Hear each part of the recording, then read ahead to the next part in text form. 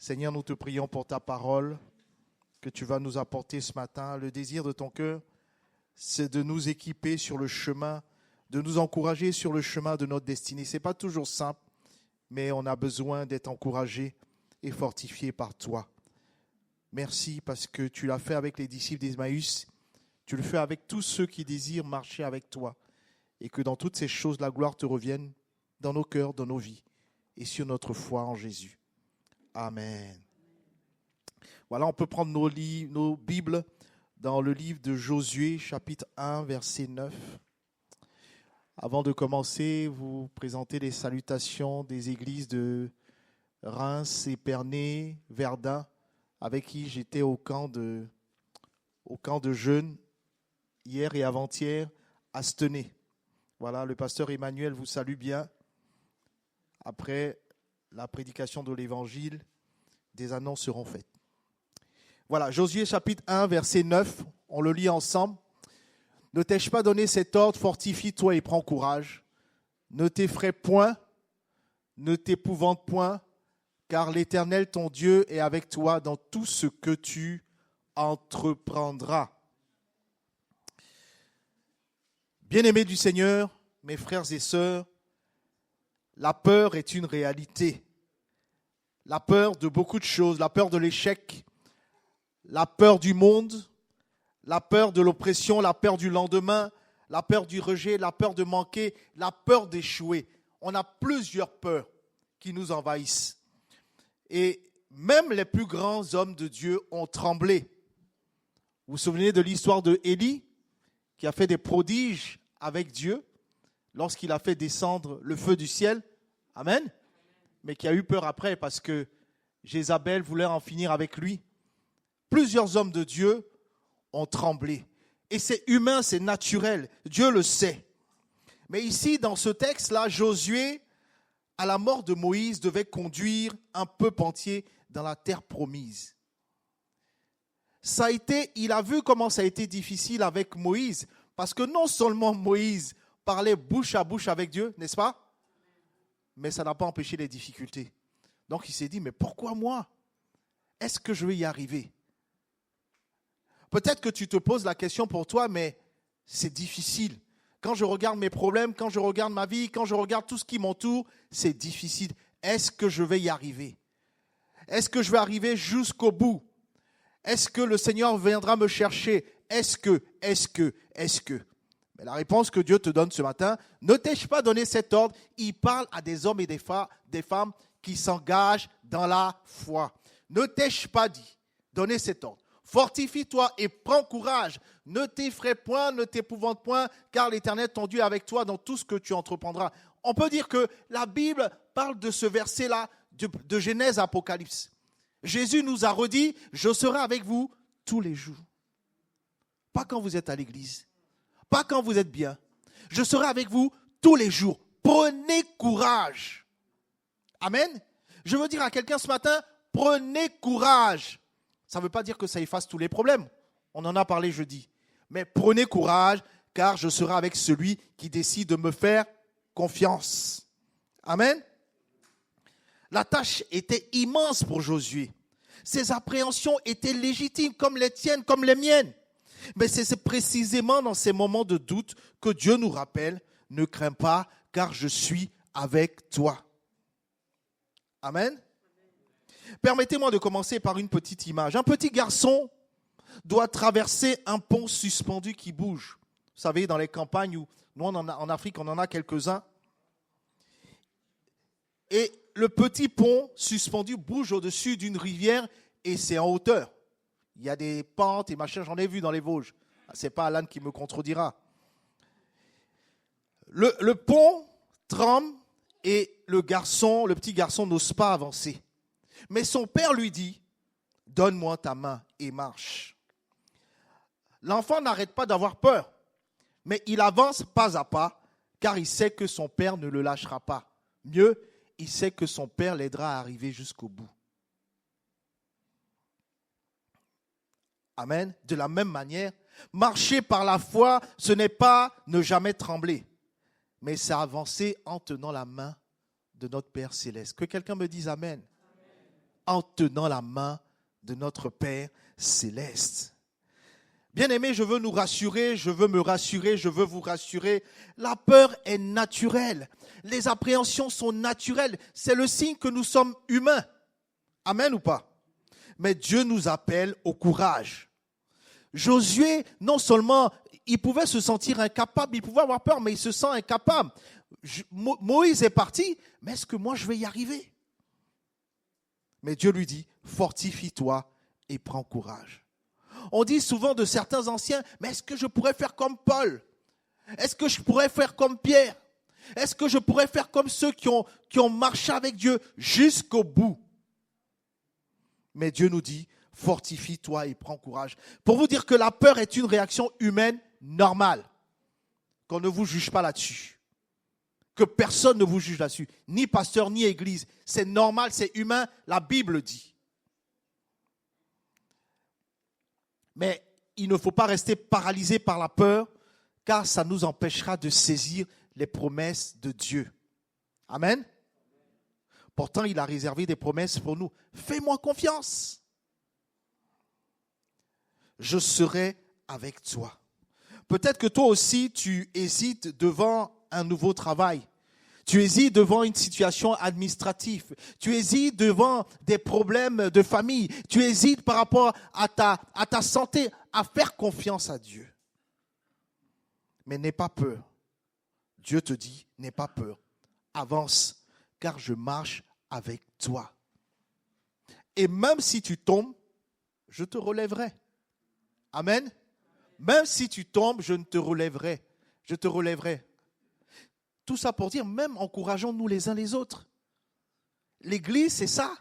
Dieu nous encourage, on s'encourage les uns les autres. Ne soyons pas comme dans les sociétés dans le monde où on tire sur celui qui est blessé, où on tire sur celui qui a mal. On doit nous encourager les uns les autres. De même que Dieu a eu pitié de nous, de même que Dieu nous a fait grâce, on doit se faire grâce les uns les autres et s'encourager. Frère, lève-toi, avance. Amen. C'est ce que Dieu a fait. Il a fait pour nous. Il veut que nous fassions les uns les autres. Lui, il est fidèle, il sera toujours là. Mais nous aussi, apprenons à nous encourager. Je le dis, c'est la raison de l'Église. Autrement, chacun peut vivre sa foi chez lui. Mais on doit se rassembler parce qu'on doit vivre ce que Dieu nous a fait, nous encourager. Fortifie-toi et aie bon courage. Est-ce que c'est clair pour tout le monde? C'est important que l'Église soit marquée de cette façon de voir les choses. N'aie pas peur, avance, car je suis avec toi. La foi, c'est aussi choisir de fixer les yeux sur Dieu et ne plus fixer sur les circonstances. Ça ne veut pas dire les nier. Ça ne veut pas dire faire comme s'ils n'existent pas. Ils existent. Mais malgré leur existence, je fixe Jésus. Pensons à Pierre sur la mer. Matthieu 14, versets 29 à 36. Tu peux l'afficher. C'est une expérience c'est une histoire que tout le monde connaît dans la Bible. Il dit, viens, Pierre sortit de la barque et marche sur les eaux pour aller vers Jésus. Parfois, on lit les histoires vite fait, mais parfois, il faut s'arrêter. Pierre était de la même nature que nous. Vous avez vu Pierre dans sa réaction vis-à-vis du Seigneur? Mais Pierre, à un moment donné, il était dans la barque. Il dit à Jésus, si c'est toi, ordonne que je sorte de la barque et que je marche. Pensons à nous-mêmes. Seigneur, si c'est toi qui es dans ma vie, si tu dis que tu es avec moi, montre-moi tel signe. Mais il faut avoir la foi. Amen. Parce que ce qu'on sait de ce texte, c'est que Pierre est sorti de la barque. Amen ou pas? Je n'invente pas. Hein? Pierre est quand même sorti de la barque. Il a commencé à faire, même s'il a fait 5 pas, il a défié la loi de la pesanteur. Il a fait. Mais quand il a fait, il a fixé Jésus. Soit dit en passant, il y avait du vent, la mer était agitée, il y avait un certain nombre de circonstances qu'il n'a pas fixées. Il a fixé son Seigneur et son Dieu. Amen. La foi, c'est fixer lui. J'ai des problèmes de santé, oui. J'ai des problèmes relationnels dans ma famille, oui. J'ai des problèmes au travail, oui. J'ai des problèmes administratifs, oui. J'ai des problèmes d'argent, oui. Mais je fixe Jésus. Amen. Qui me dit, avance. Mais le problème de Pierre et le problème qui est le nôtre aujourd'hui, c'est qu'à partir du moment où on arrête de regarder Jésus et on regarde les vagues, on regarde le vent, on regarde la tempête, on regarde toutes ces choses, vous imaginez, je ne peux pas regarder Angélique qui est en train de parler avec les enfants derrière et regarder Francis. Ce n'est pas possible. Soit je regarde l'un, soit je regarde l'autre. Amen. Mais en ce moment, je suis en train de la fixer parce qu'elle fait des signes et elle veut se faire comprendre. Mais c'est la même chose. Qu'est-ce que je fixe? À partir du moment où je fixe mes problèmes, tu peux me parler de Jésus, cause toujours, tu m'intéresses. Est-ce que je parle à quelqu'un? À partir du moment où je regarde la gravité de mon problème administratif, on aura beau prêcher, ça ne t'intéresse pas. Mais il faut fixer. Alors, pour revenir à notre texte, dès que Pierre a commencé à fixer toutes ces choses, il ne fixait plus Jésus. Il ne peut pas faire deux choses à la fois. Mais il prenait le temps de fixer toutes ces choses qui vont le faire couler. Et donc, conséquence, il coule. Amen. Conséquence, il coule. Est-ce que Jésus parle à quelqu'un ce matin? Il coule. Mais ces problèmes-là existaient toujours quand il est sorti. Mais sauf que quand il est sorti, il fixait Jésus. Amen. Il fixait Jésus. Ce matin, le Seigneur veut nous encourager à le fixer, à le regarder. Lui, il appelle à l'existence ce qui n'existait pas. Amen. Lui, il a vaincu la mort. Amen. La veuve de Naïm, vous connaissez l'histoire? Son fils était mort. Donc, il y avait un cortège funéraire qui l'emmenait dans la tombe. Mais il a croisé le chemin du Seigneur qui lui a redonné la vie. Amen. Qu'est-ce que Dieu ne peut pas faire dans ta vie? Qu'est-ce qu'il ne peut pas changer? Qu'est-ce qu'il ne peut pas transformer? Pourvu que dans ta foi, tu le fixes. Amen.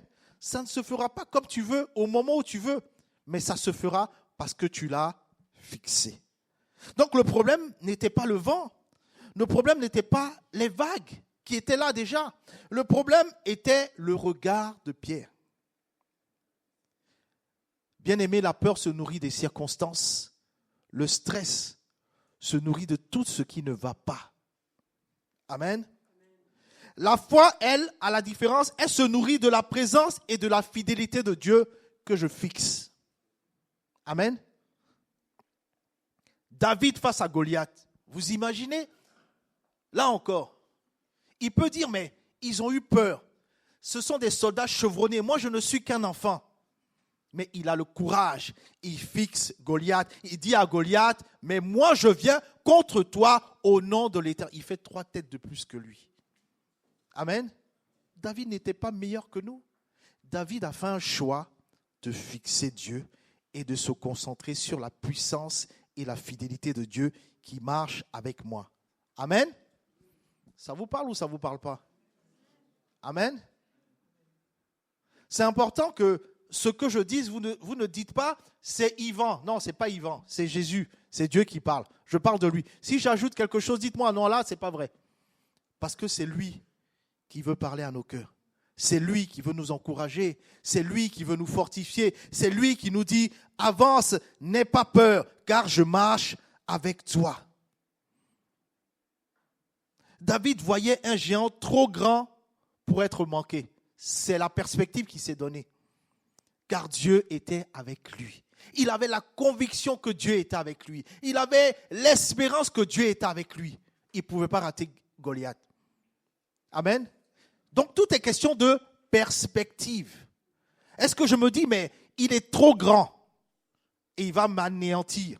Non, il est trop grand pour que je le manque parce que Dieu est avec moi. Soit dit en passant, on ne va pas rentrer dessus, ce n'est pas une étude biblique. Goliath, quand il est frappé par David, il ne tombe pas de dos, il tombe pas sur son dos, il tombe comment? En avant. C'est qui l'a fait tomber? Vous pensez que c'est la pierre de David? Non. C'est Dieu qui était avec David. Amen. De même, ton problème, si Dieu est avec toi, ton problème va tomber d'une façon dont on dira, non, ça, c'est pas lui. C'est pas Agnès. C'est Dieu qui a fait. Parce qu'il marchait avec elle et qu'elle lui a fait confiance. Amen. Ou Monique. Alléluia. Je veux dire à quelqu'un ce matin, tes inquiétudes, elles diminuent. En tout cas, l'effet sur toi, quand tu fixes Jésus, elles n'ont plus de force. Est-ce que quelqu'un est d'accord avec moi? Quand tu fixes Jésus, tes inquiétudes, tes appréhensions n'ont plus de force. Elles tombent. Ne laisse pas tes circonstances définir ta foi. Amen. Est-ce que je parle à quelqu'un? Ne laisse pas tes circonstances définir ta foi. Ta foi, elle est une seule chose. Je fixe sur celui qui peut tout. Aux hommes, cela est impossible, mais à Dieu, quoi? Tout est possible. Alléluia. D'autres versions disent rien d'impossible. Amen. Je veux encourager quelqu'un ce matin. Et la parole de Dieu veut toucher le cœur de quelqu'un pour aller affronter les Goliaths de la semaine. Amen. Et nous le ferons pour aller traverser la mer à pieds nus. Parce qu'il est avec nous et qu'on a décidé de le fixer. La foi aussi, elle s'exprime par l'obéissance malgré l'incertitude. On a parlé de Pierre tout à l'heure. Vous imaginez quelqu'un qui va sortir parce que Jésus a dit et parce qu'il a obéi, il a pu. Amen. Hébreux 11:8 nous dit, c'est par la foi que qui Abraham est parti sans savoir où il allait. Il n'avait pas de plan détaillé. Il n'avait pas de carte précise. Il n'avait pas de GPS. Mais il avait une certitude. Dieu était fidèle. Moi, je ne sais pas pour vous, mais moi, je veux l'appliquer à ma vie. Je ne sais pas beaucoup de choses, mais je sais une chose. Dieu est fidèle. La foi n'élimine pas toujours nos appréhensions, mais elle nous pousse à obéir malgré les appréhensions. Je décide de faire confiance à Dieu. Amen. Je décide de lui faire confiance. Faire le premier pas pour pardonner. Lancer un projet que Dieu a mis sur mon cœur. Témoigner de ma foi à quelqu'un. Si Dieu me demande de le faire, je ne dois pas hésiter. Amen. Il a les moyens d'accomplir ce qu'il a décidé. Même si tu ne sais pas tout, obéis à la voix de Dieu. Obéis à la voix de Dieu. Comme avec un GPS. Le GPS ne te montre pas tout l'itinéraire, tout d'un coup. Mais Dieu nous révèle les choses pas à pas, étape par étape.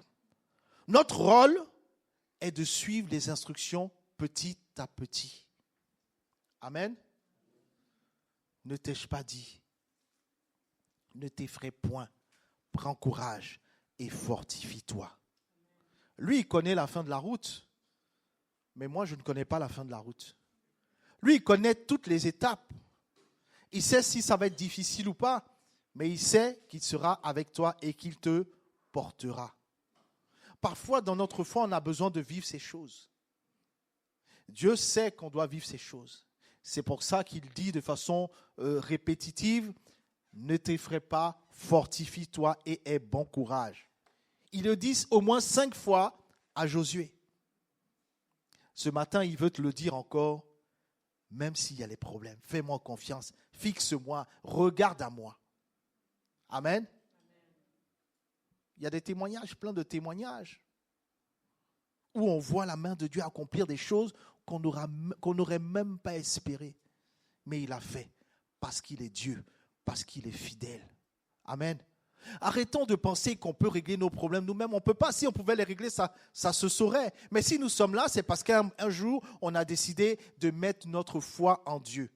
Mais à partir du moment où tu rentres et tu mets ta foi en Dieu, laisse-le faire, quoi. Ne les fais pas à sa place. Si tu pouvais les faire, ça se saurait. Amen ou pas? Ça se saurait. Ce matin, Dieu veut parler à la foi de quelqu'un. Dieu veut encourager la foi du pasteur et même de vous qui êtes avec moi ce matin, parce que nous en avons besoin. La Bible dit, celui qui va persévérer jusqu'à la fin sera sauvé. Donc, persévérer dans quoi?